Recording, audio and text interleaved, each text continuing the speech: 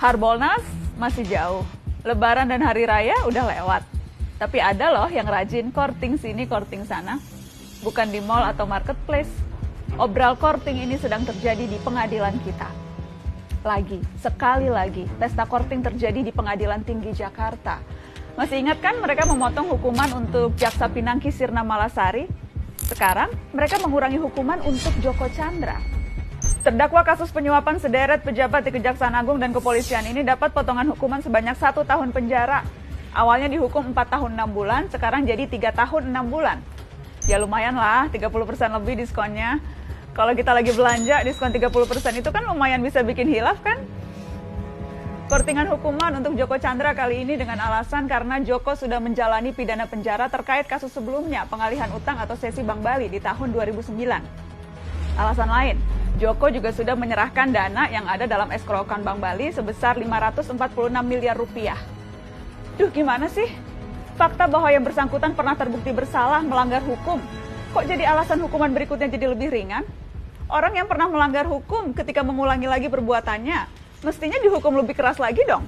Apalagi kejahatan yang kedua ini untuk kabur dari hukuman kejahatan pertama. Jelas-jelas kejahatan kedua dilakukan untuk melecehkan hukum dan pengadilan. Kok malah jadi alasan untuk diberi keringanan? 4 dari 5 hakim yang mengkorting hukuman Joko Chandra ini juga hakim yang memotong hukuman Jaksa Pinangki.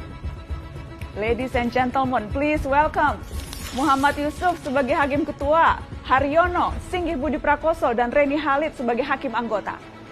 Keempatnya sama-sama mengkorting hukuman Pinangki dan Joko Chandra. Nah, kalau Joko Chandra dikorting 30%, Pinangki ini kortingannya malah 60%. Dari 10 tahun menjadi 4 tahun. 60% dong. Kurang hilaf apa lagi coba kalau kita belanja diskonnya segitu. Satu hal lagi juga terungkap. Pinangki hingga akhir Juli ternyata belum juga dipindah ke lapas, tapi masih ditahan di rutan Kejaksaan Agung. Alasannya, hanya soal administrasi dan kejaksaan sedang banyak pekerjaan.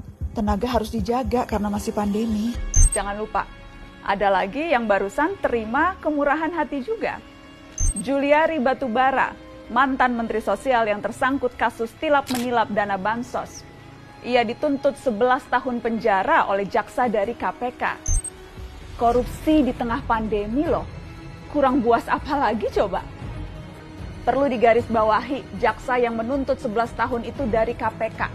Iya, KPK anak buahnya Pak Firly Bahuri. KPK yang sekarang itu, yang beberapa bulan lalu berani koar-koar soal hukuman mati mereka yang menilap uang rakyat di masa pandemi.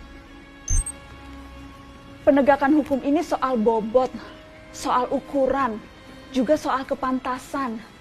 Yang pegang kendali memang hanya beberapa, tapi kita bisa menilai seberapa impas dan pantas.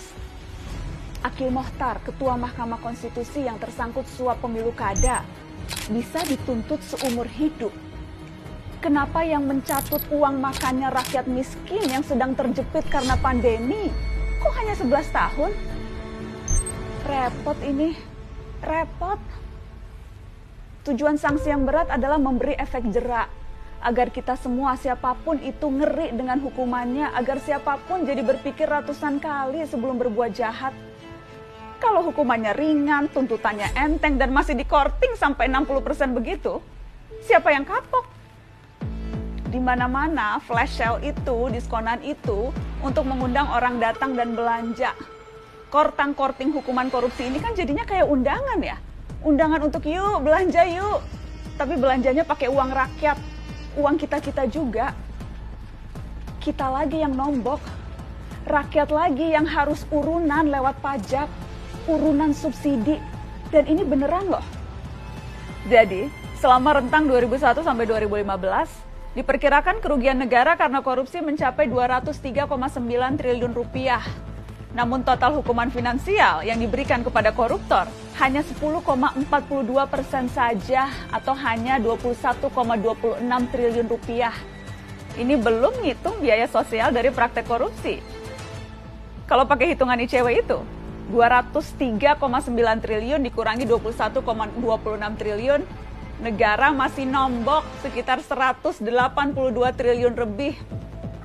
Siapa yang nombokin selisihnya? Ya siapa lagi selain kamu, saya, kita semua para pembayar pajak. Yang harus kapok kan para koruptor ya. Kok malah lama-lama kayak kita yang kapok ya?